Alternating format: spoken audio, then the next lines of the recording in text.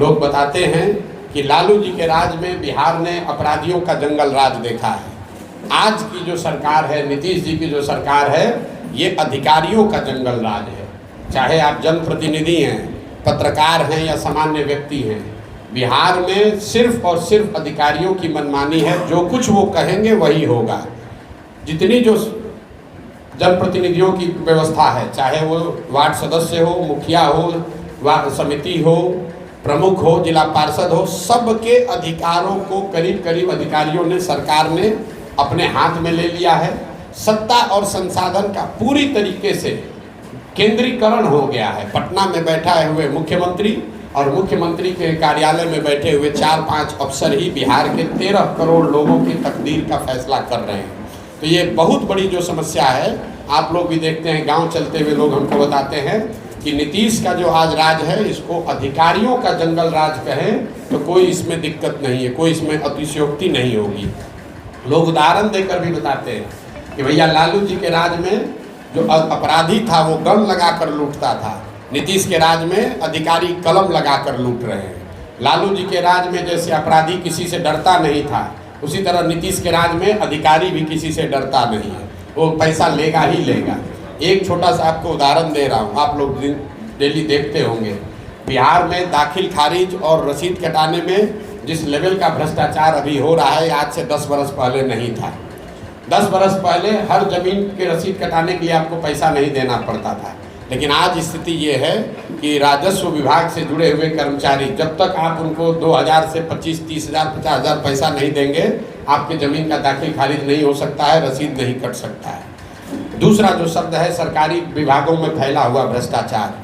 करीब करीब ये सर्वविदित सर्वमान्य है कि कोई ऐसा विभाग नहीं है, कोई ऐसा सरकारी काम नहीं है जो बिना पैसा दिए हुए कुछ न कुछ काम हो सके। नीतीश बाबू के पहले टर्म में 2005 से 2010 तक पहली बार बिहार के लोगों को ये लगा था कि ये जो खुदरा चोरी भ्रष्टाचार, इस पर अंकुश लगा था। लेकिन अभी सरकार में किसी भी विभाग में जाइए, चाहे आपको जाति प्रमाण पत्र बनाना है, आयु का प्रमाण पत्र बनाना है, FIR कराना है, पासपोर्ट का वेरिफिकेशन कराना है, कोई भी सरकारी काम कीजिए उसमें पैसा लगना ही लगना है। और तीसरी जो बड़ी बात लोग बता रहे हैं, नया शब्द जो बिहार में पिछले 4-5 वर्षों में आया है, उसका वो है PC, जो विशुद्ध तौर पर दलाली का अंग्रेजी नाम है। योजना चाहे केंद्र की हो या राज्य की, हर योजना में 10% से 40-50% तक PC कटेगा ही कटेगा।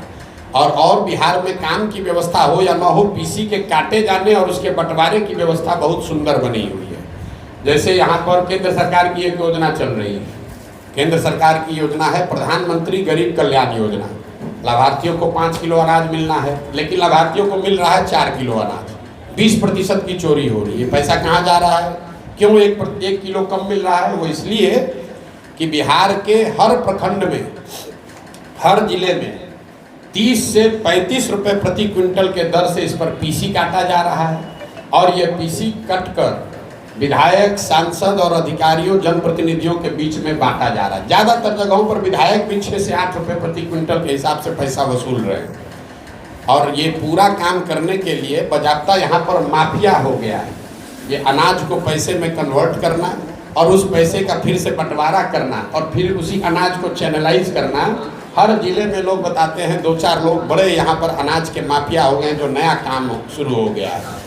इसी तरीके से आप कोई राज्य सरकार की योजना देख लीजिए, हम लोग ये बात कर रहे हैं, मैं आपको एक आंकड़ा दे रहा हूँ। पिछले साल मनरेगा में बिहार को अगर 100 रुपया मिल सकता था, तो यहाँ की सरकार और अधिकारियों की लापरवाही की वजह से हम लोग सिर्फ 39 रुपया लेकर आए। मनरेगा में बिहार सरकार का जो कार्य है वो देश में सबसे नीचे है। हम लोग का 39% ही पैसा हम लोग मनरेगा में लेकर आए। तो अगर 100 रुपया मिलना था तो 39 रुपया ही आया, और जो पैसा आया मनरेगा में 40% की दर से PC काटा जा रहा है। तो अंततः जमीन पर 24 रुपया ही काम के लिए पहुंचा।